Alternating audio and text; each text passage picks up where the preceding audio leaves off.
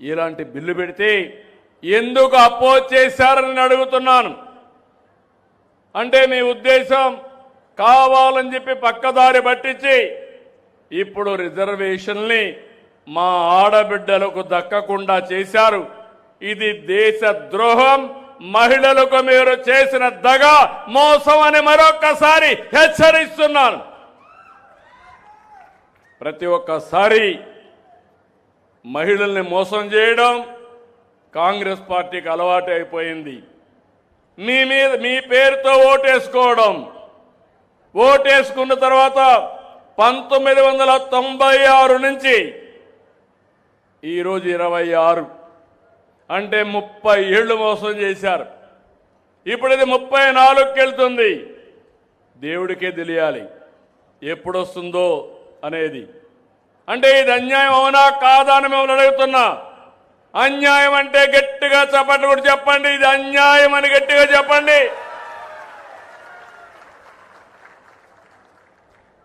బాధేస్తుంది.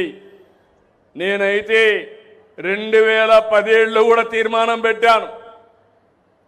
కానీ ఈ సందర్భంలో మీరు చూస్తే అనేక సందర్భాల్లో నేను కేంద్ర నాయకత్వానికి దగ్గరగా ఉన్న 96, 98, 99, 2002, 2003, 2024 చరిత్ర చాలా స్పష్టంగా చెప్తుంది.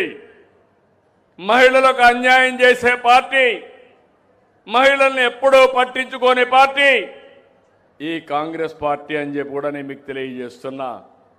వాళ్ళకు తోడు మిత్రపక్షాలను పెట్టుకొని ఈరోజు అడ్డుకునే ప్రయత్నం చేశారు.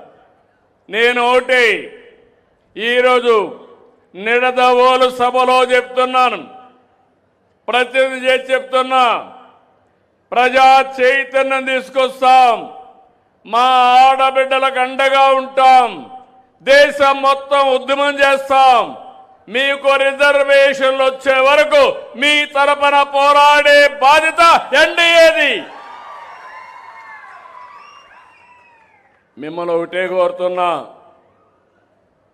ఏదో రాజకీయ కుట్రంటారు, ఏదో ప్రధానమంత్రి గారు ఇంకా బలపడతారంటారు. మంచి చేస్తే బలపడతారు, మీరు మంచి చేయండి, మీరు కూడా బలపడతారు. అలాంటిది మొన్న కూడా మనం చూసాం ఈ రాష్ట్రంలో. నేను మా మిత్రుడు పవన్ కళ్యాణ్ గారు, అదే మరిగా ప్రధానమంత్రి నరేంద్ర మోడీ గారు 3 పార్టీలు కలిస్తే చరిత్రలో ఎప్పుడూ చూడని విజయం, 94% స్ట్రైక్ రేట్ వచ్చింది.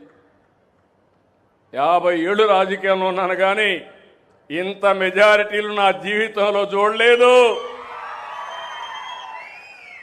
అంత మెజారిటీలు వచ్చాయి.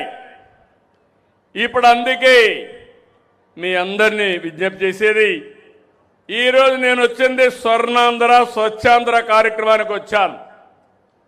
కానీ దానికంటే పవిత్రమైన కార్యక్రమం మా ఆడబిడ్డల్ని చట్టసభల్లో చూడాలనే ఆకాంక్ష.